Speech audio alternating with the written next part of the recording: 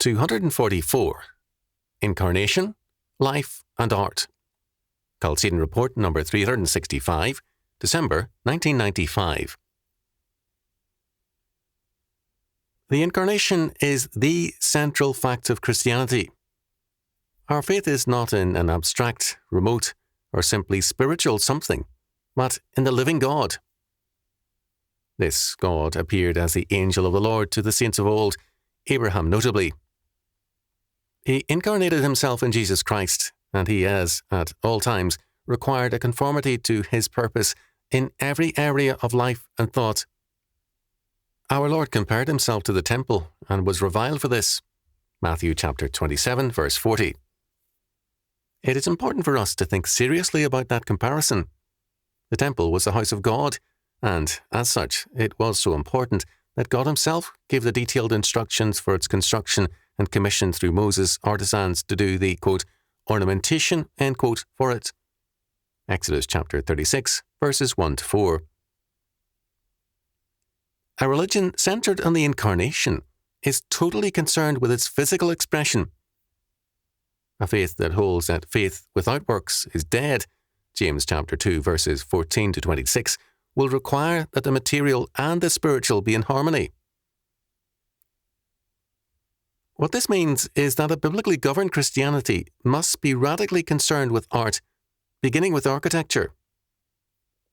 Architecture provides the clothing for life and its activities.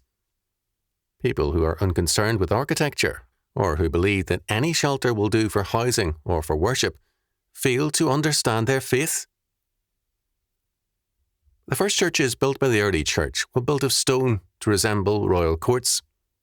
The church was the house of Jesus Christ, King of kings and Lord of lords, 1 Timothy chapter 6, verse 15. The behaviour of the congregation was comparable to the conduct of petitioners and servants awaiting orders in a royal court and palace. The churches were built then, and for centuries to come, as Christ's palaces. This was in terms of both Old and New Testament practices. As soon as Christians could move out of their covert worship in homes, they built churches as royal palaces for the Lord Jesus, Messiah, King over all nations.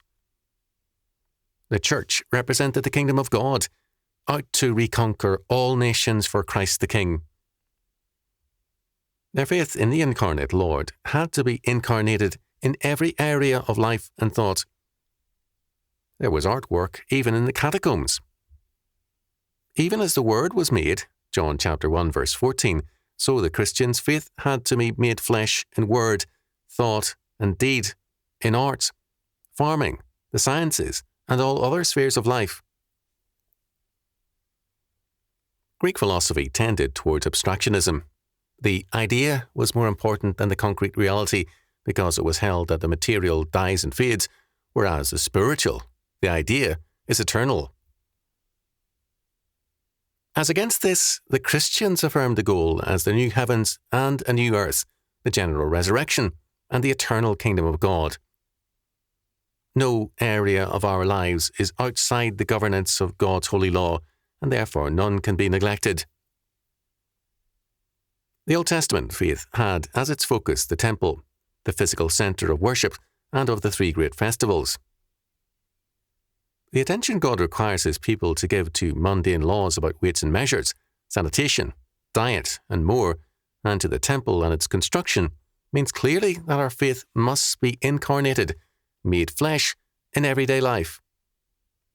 It is not a faith for withdrawal from life, but for incarnation therein. Architecture is the most practical of the arts, as well as the basic art. Too much architecture today is concerned with exhibitionist goals. Too many architects today are unconcerned with theology. If aesthetics is our goal in art, architecture, and life, we place taste above meaning, as too many have done. Too many choose a church in terms of aesthetics rather than theology. Art must be concerned with meaning. Victorian art, and also Tolstoy, was concerned with morality rather than theology, and morality without theology soon becomes empty and sentimental. Men like Matthew Arnold substituted morality for religion and thereby contributed to moral decline. Too many people either disregard the instructions in Exodus concerning the temple, or else they turn it into spiritual symbols, as did Gregory of Nyssa. Beginning with this point of view, they end up spiritualizing the law, as Gregory did, and then reducing Jesus to a purely spiritual Saviour, not the Redeemer of all creation. Such a perspective surrenders the world to the devil, and art also.